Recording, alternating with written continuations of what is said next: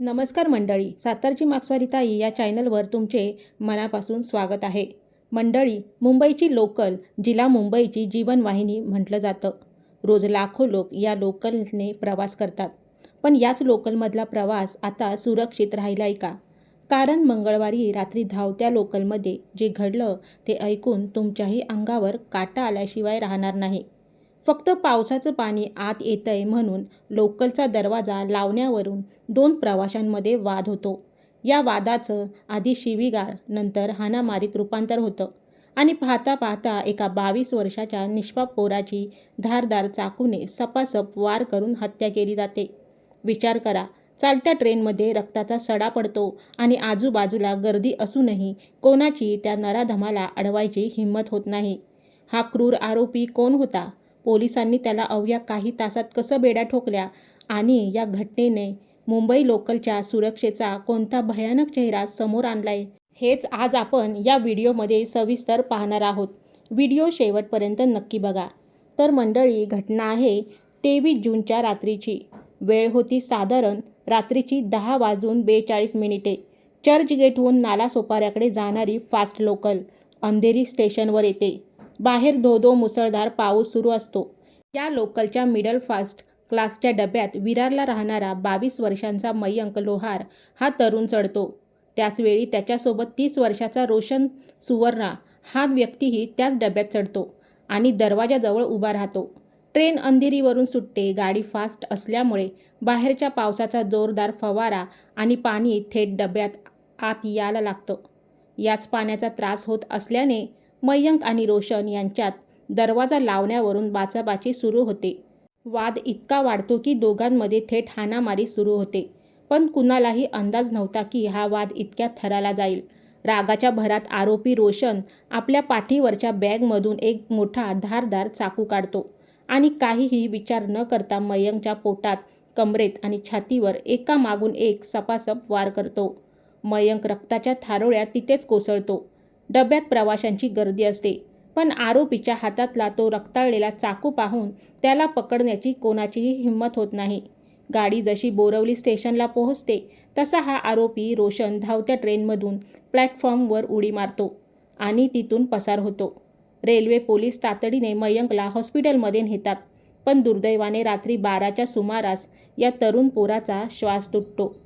धावत्या लोकलमध्ये झालेल्या या हत्येमुळे रेल्वे पोलिसांमध्ये एकच खळबळ उडते. आरोपीचा शोध घेण्यासाठी रेल्वे पोलीस तातडीने 7 पथकं तैनात करतात. पोलिसांच्या हातात फक्त एकच पुरावा असतो, लोकल आणि स्टेशन परिसरातील CCTV फुटेज. या फुटेजमध्ये आरोपीचा चेहरा स्पष्ट दिसत असतो. अंगावर शर्ट, पॅन्ट, पाठीवर बॅग आणि डोळ्यावर चष्मा. मयंकची हत्या करून तो बोरवली स्टेशन बाहेर पळताना दिसतो. रात्री 11:06 स्टेशन बाहेरच्या एका दुकानाच्या CCTV तो पावसात भिजत पळताना कॅप्चर होतो. त्याचं शर्टही फाटलेलं असतं. आता पोलिसांसमोर सर्वात मोठं आव्हान होतं की या चेहऱ्यावरून त्याची ओळख कशी पटवायची. रेल्वे पोलिसांनी आपले सगळे खबरे आणि तांत्रिक यंत्रणा कामाला लावली. बुधवारी सकाळपर्यंत पोलिसांना मोठी माहिती मिळाली. हा आरोपी एअरपोर्ट कार्गो कंपनीत लेबलिंगचं काम करायचा, जिथे त्याचे वडीलही कामाला होते. तपासात त्याचं नाव समोर आलं, रोशन सुवर्णा, आणि तो मीरा रोडच्या साईबाबा नगर भागात राहायचा. पोलीस तातडीने त्याच्या घरी पोहोचले. आई-वडिलांची चौकशी केली. तांत्रिक पुरावे आणि गुप्त माहितीच्या आधारे पोलिसांना समजलं की रोशन कुर्ला भागात लपलाय. अखेर बुधवारी संध्याकाळी 4च्या सुमारात पोलिसांनी कुर्ला परिसरात सापळा रचून आरोपी रोशन सुवर्णाला 4ही बाजूंनी घेरलं. पोलिसांनी त्याला शरण येण्यास सांगितलं आणि अवघ्या काही तासात या क्रूर आरोपीच्या मुसक्या आवळल्या गेल्या. मंडळी, आरोपी तर पकडला गेला, पण एका किरकोळ वादापायी लोहार कुटुंबाचा 22 वर्षाचा हसता खेळता तरुण मुलगा कायमचा निघून गेला. मयंक लोहारने फायनान्स मार्केटिंग शिक्षण घेतलं होतं. मूळचे नेपाळचे असलेले हे कुटुंब गेल्या 6 पिढ्यांपासून मुंबईत राहतंय. मयंक अत्यंत आनंदी, शांत आणि एक उत्तम फोटोग्राफर होता, असं त्याची सोसायटीतली लोक सांगतात. मयंकच्या मृत्यूने त्याच्या आई बहिणीवर दुःखाचा डोंगर कोसळलाय. त्याची बहीण मेघा हिने माध्यमाशी बोलताना जे प्रश्न उपस्थित केलेत ते आपल्या सगळ्यांच्या डोळ्यात अंजन घालणारे आहेत.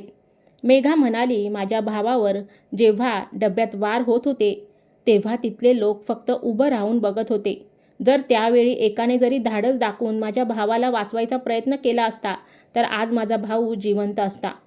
तिचा दुसरा प्रश्न प्रशासनाला आहे. एखादा प्रवासी चालत्या ट्रेनमध्ये इतका मोठा चाकू घेऊन फिरतोच कसा? रेल्वेच्या सुरक्षेचं काय? मंडळी, याच वर्षात जानेवारी महिन्यात आलोक सिंग नावाच्या प्रवाशाची हत्या झाली होती आणि आता 5 महिन्यात ही दुसरी घटना आहे. लोकल प्रवाशांची सुरक्षा रामभरोसे झाली आहे का, हा विचार करण्याची वेळ आली आहे. मयंकच्या कुटुंबियांनी आरोपीला थेट फाशीची शिक्षा देण्याची मागणी केली आहे, जेणेकरून भविष्यात कोण्या आईच्या पोटी असा दुःखाचा डोंगर कोसळणार नाही. मंडळी, सातारची मार्क्सवाली ताई म्हणून मला तुम्हाला एकच सांगायचं आहे, प्रवास करताना संयम ठेवा. छोट्या छोट्या वादांना इतकं वाढवू नका की कोणाचा जीव जाईल. आणि डब्यात जर असं काही घडत असेल तर निदान सगळ्यांनी एकत्र येऊन गुन्हेगाराला प्रतिकार करायला हवा, कारण एकीमध्ये बळ असतं.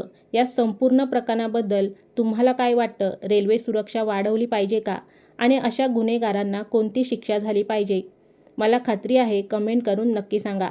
व्हिडिओ माहितीपूर्ण वाटला असेल तर लाईक करा, शेअर करा आणि आपल्या सातारची मार्क्सवाली ताई या चॅनलला नक्की सबस्क्राईब करा. जय हिंद, जय महाराष्ट्र.